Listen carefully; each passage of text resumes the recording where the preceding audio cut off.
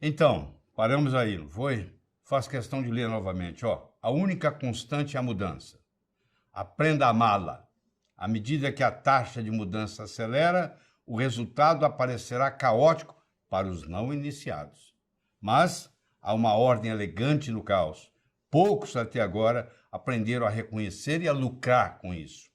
É aqui que o futuro reside. Essas palavras são muito, muito poderosas. E de alguém que era um gênio, tá? Muito bem. Então, como eu disse, o viver nos dias de hoje é caracterizado por três palavras. A complexidade, vivemos num mundo altamente complexo, é muito mais difícil você morar na cidade onde você mora hoje do que era 20 anos atrás. A velocidade, tudo acontece quase que na velocidade da luz, e a incerteza. De repente aparece uma surpresa, né? De repente aparece um cisne negro, né? Mais ou menos assim. Então, no mundo de hoje, nós não temos mais platô, como a gente tinha antigamente. O indivíduo era latifundiário e ficava latifundiário a vida inteira e passava aquilo para os seus herdeiros. O indivíduo era capitalista, ficava capitalista a vida inteira e passava para os herdeiros. A informação, ela fica velha, então ela tem que estar sempre renovando. E nesse mundo informático que nós vivemos, ou você está subindo ou você está descendo, tá? Então não há mais platô. Ficar lá em cima, eu sou latifundiário, eu sou capitalista. Isso não existe mais. Então você está subindo ou está descendo na curva da vida. Não tem mais platô. Se você não estiver subindo, você estará descendo. Primeiro eu quero saber de que lado da curva que você está. Você está do lado azul, você está crescendo, ou você já está do lado vermelho. Eu não estou falando em termos de idade, não. Eu estou falando em termos de percepção, em termos de inteligência, em termos de capacidade intelectual. Você já parou de crescer, você está crescendo. Como é que fica isso? Você não tem energia para estudar muitas horas, etc. e tal. Certo? Mas uma coisa é certa, não há mais platô. Você agora tem que decidir aí.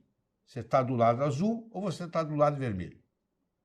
Você está crescendo ou você está diminuindo? Tá bom? Isso aí ajuda você a pensar nisso. E eu quero conversar com você sobre algumas verdades sistêmicas. Um sistema é tão forte quanto a sua parte mais fraca. O elo de uma corrente vai arrebentar no elo mais fraco. É aquele que eu tenho que me preocupar. Se eu quero fortalecer uma corrente, eu tenho que fortalecer o elo mais fraco. Se eu quero fortalecer um sistema, eu tenho que ver onde está pegando, onde é que o sistema é mais vulnerável. Não adianta eu ficar fortalecendo o sistema onde ele não é vulnerável. Eu tenho que fortalecê-lo onde ele é vulnerável. Lógica é um fator necessário, porém não suficiente para lidar com a complexidade. Eu disse para você o seguinte, que você não faz um bolo só com farinha, nem só com manteiga, nem só com ovos. São ingredientes necessários, são. Cada um deles é um ingrediente necessário, mas não suficiente. Você não consegue fazer um bolo só com leite, ou só com açúcar, ou só com ovos. A lógica é um fator necessário, importante, muito importante, mas não é suficiente. A lógica está localizada quase que exclusivamente no hemisfério esquerdo. E tem gente que está indo muito bem, obrigado, grandes artistas, pintores, que estão trabalhando com o cérebro direito, que nós vamos ver aqui essa distinção daqui a pouco. A função é determinada pela estrutura, isso é muito importante. Não se faz foguete com estrutura de cadeira de balanço. A aerodinâmica de uma cadeira de balanço não serve para fabricar foguete, porque a estrutura determina a função. A estrutura sempre precede a função. Complexidade e incerteza são dois lados de uma mesma moeda. Onde eu tenho complexidade, eu tenho incerteza. Onde eu tenho incerteza, eu tenho complexidade. Então, nós vivemos num mundo complexo, cheio de incertezas. Nunca teve tanta incerteza quanto hoje. De repente, muda tudo, como é o caso da Covid-19, que nós estamos experimentando, né? Então, todo resultado extremo tende a ser seguido por um outro mais próximo da média. Numa família aparece um filho gigante, o outro vai ser mais ou menos do tamanho da média da família. Quer dizer, todo resultado extremo tende a ser seguido por um outro mais próximo da média. E pensar em círculo é um dos ingredientes para o pensamento sistêmico. Eu tenho que ficar fazendo isso várias vezes. Não adianta eu pensar uma vez só. Eu tenho que pensar. E uma coisa interessante é você levar isso para o sono. Está documentado na neurociência que tudo aquilo que nós vivenciamos nos últimos 20 minutos antes de dormir rumina no nosso cérebro a noite inteira. Se você faz uma pergunta e vai dormir, o seu cérebro lida com aquela pergunta a noite inteira. E quem sabe amanhã de manhã, quando você acorda, está indo tomar o café da manhã, vem a resposta. Então, você tem que aprender, já que você vai passar 1/3 da sua vida dormindo, se você tem 60 anos, você passou 20 anos dormindo, por aí, até mais, porque quando você era criança você dormia mais ainda, mas por 1/3. Então, como é que você faz para aproveitar do seu cérebro para resolver problema para você enquanto você está dormindo? Você acha uma boa ideia? Pois é, muito simples. A hora que você coloca a cabeça no travesseiro, você tem que pensar assim, ó, o que eu quero resolver essa noite? Qual a pergunta que eu vou fazer para o meu cérebro, cuja resposta vai me ajudar a alavancar na vida? E aí você formula a pergunta e vai dormir. E o seu cérebro vai ruminar com essa pergunta a noite inteira. Amanhã, quando você estiver tomando café da manhã ou dirigindo para o trabalho, de repente vem. Quer dizer, se você não perguntar, o cérebro não responde. Você aprender a usar o seu cérebro enquanto você está dormindo, alavanca muita coisa na vida.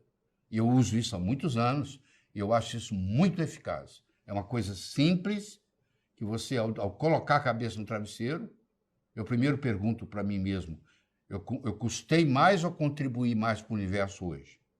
Eu estou contribuindo ou custando mais? Se você responde que você está contribuindo mais do que você está custando, o seu crédito lá em cima está aumentando. Se você está custando mais para o universo do que você está contribuindo, o seu débito lá em cima está aumentando. Então, um jeito de você falar, bom, coloquei a cabeça no travesseiro, como é que foi a minha vida hoje? Um retrospecto rápido. Eu contribuí mais ou custei mais para o universo? Isso é uma pergunta interessante. A outra pergunta interessante é você ver o que você quer resolver. Entendeu? Uma vez foi perguntado por Carnegie, o cara que construiu o Carnegie Hall, em homenagem a ele, que deixou o dinheiro, se ele conseguia ensinar para alguém a ser bem-sucedido na vida. Ele disse, ensino sim. Gasto 3 minutos para ensinar. Você, ao deitar, você faz uma lista das 6 coisas mais importantes que você tem que fazer no dia seguinte. Coloque essas 6 coisas em ordem de prioridade. Primeira, segunda, terceira, quarta, quinta e a sexta. E quando você acordar no dia seguinte, você começa a trabalhar na mais importante. Quando acabar, a segunda mais importante. Quando acabar, a terceira, assim por diante. Você vai estar sempre trabalhando no mais importante que você precisa fazer. Essa simples recomendação muda a sua vida. Você deitar à noite, pôr a cabeça no travesseiro e pensar as 6 coisas importantes que você quer fazer amanhã. Colocá-las em prioridade, primeira, segunda, terceira, quarta, quinta e sexta, começar pela mais importante. Acabou aquela, agora a mais importante é a segunda. Agora acabou aquela, mais importante é a terceira. E você vai estar sempre trabalhando no mais importante. Aí o seu dia vai render muito. São coisas simples que fazem a diferença. Tá.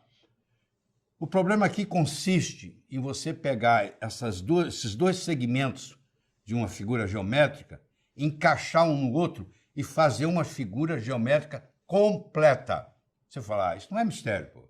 Eu pego uma, pego outra, faço isso, fiz um retângulo, certo? É isso mesmo, mas a complexidade está chegando. A vida está sempre nos surpreendendo. Olha o que a vida trouxe agora.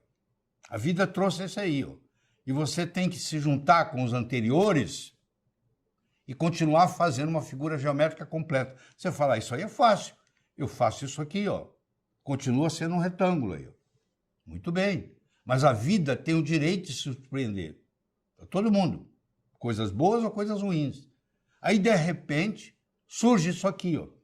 Que você tem que encaixar nessa figura anterior e formar uma figura geométrica completa. Aí você começa a analisar e você vê que para você fazer isso, encaixar isso lá, você tem que destruir para construir. É uma destruição construtiva que nós chamamos. Destruição construtiva. Porque como é que eu vou encaixar essas duas peças nesse aqui e continuar? É muito simples. Eu tenho que destruir para reconstruir. Olha lá. Eu mudei agora encaixa, olha lá.